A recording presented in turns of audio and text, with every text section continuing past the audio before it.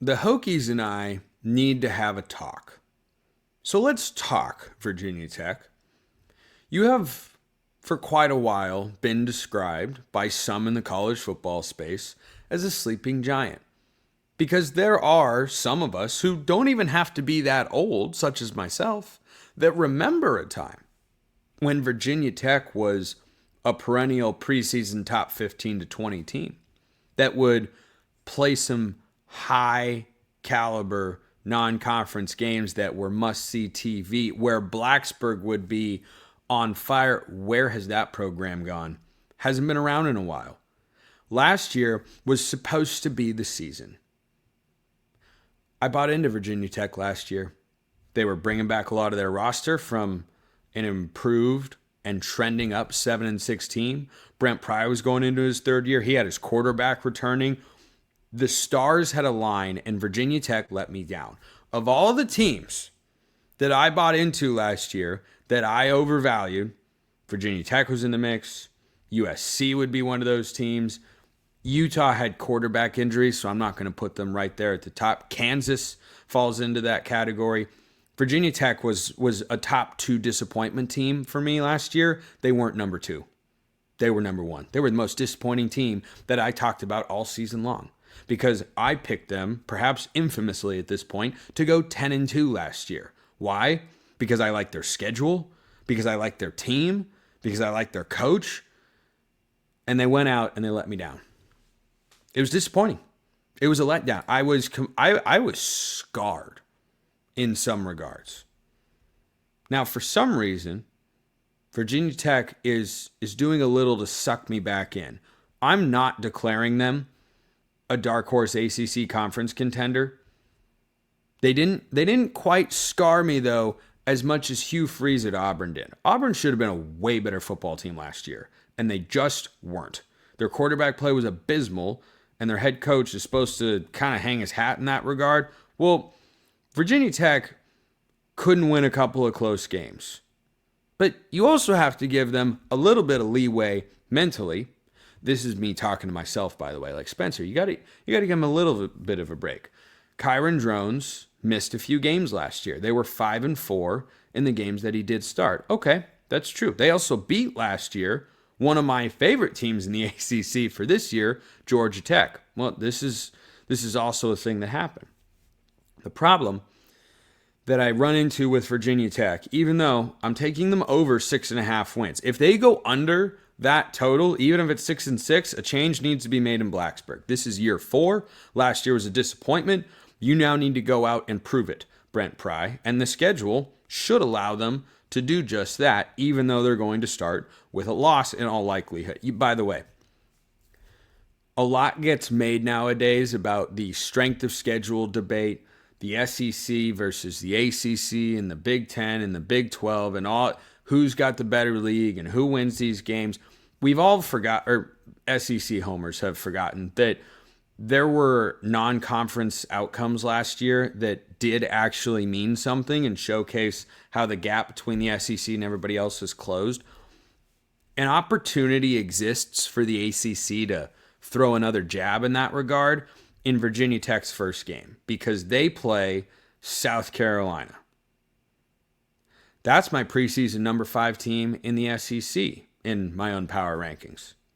Virginia Tech is not quite that high in the ACC. In fact, for my YouTube audience, I'll throw it up here. I've got Virginia Tech at number 9 in the ACC. So number 9 ACC shouldn't beat number 5 SEC going into the year. But if they do, oh boy, that's a narrative shifter. That's a program turning win potentially for Virginia Tech. Now, I think at home, they'll get revenge against Vanderbilt. I'm not picking them to beat South Carolina. So I think they start 1-1. Nothing wrong with that. Please, for the love of all that is good and holy in the world in college football, don't fall victim to Old Dominion again. Don't let the Monarchs get out there and get you. Don't do that. Don't do that, Virginia Tech. I'm not picking you to do that. Just don't let that happen. Don't lose to Wofford the following week. I don't think they will. A 3-1 start, nothing wrong with that. At NC State is interesting. That's another team that was disappointing last year, But I think NC State is interesting. I don't think they're great. I think they're good enough to trip up Virginia Tech on the road. This is one of those games that if I weren't scarred by last year and what the Hokies failed to accomplish, I'd pick them to win. But instead, no, NC State good enough to win this game. Dave Dorn, good coach, real solid. Like, I'll take Virginia Tech to drop one there. They shouldn't. I think they will. Come back home against Wake Forest, who brought in a bunch of transfers in the offseason with their new head coach, Jake Dickert. Yeah, I'll take continuity over new just about every time. You got to give me a real compelling reason. Wake Forest hasn't done that. I think that's a win. Then rebound with a loss at Georgia Tech, who I really like. Beat Cal at home. Lose to Louisville. I might be picking Louisville to make the ACC championship game. No shame there.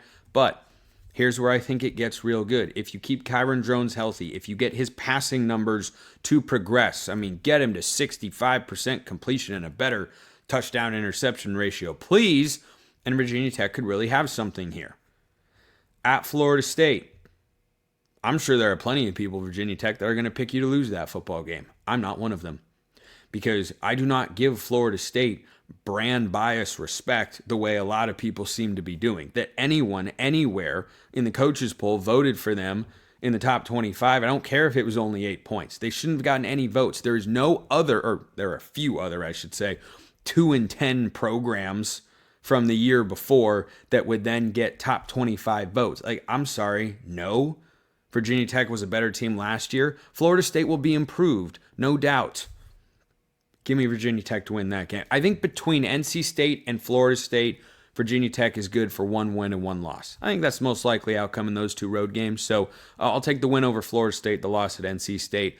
But you're looking for a season-defining, program-defining win, kind of another flag-planting win. South Carolina could be that in the non-conference.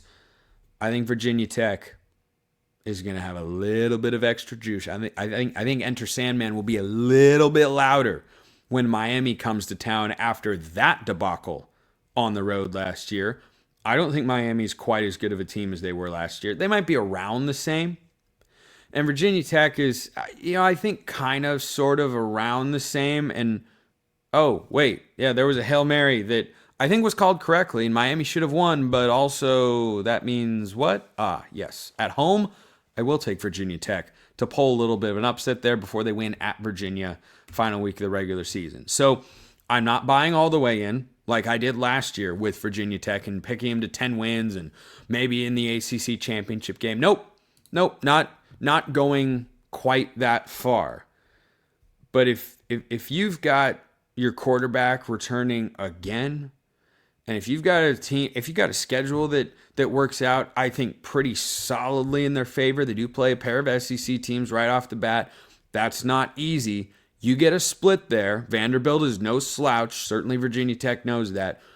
If you get a split with the SEC teams and you beat Miami at the end of the year, that's enough to keep Brent Pry's job for another season. But if this winds up being under 6.5 wins, certainly you miss a bowl game, Brent Pry's got to go.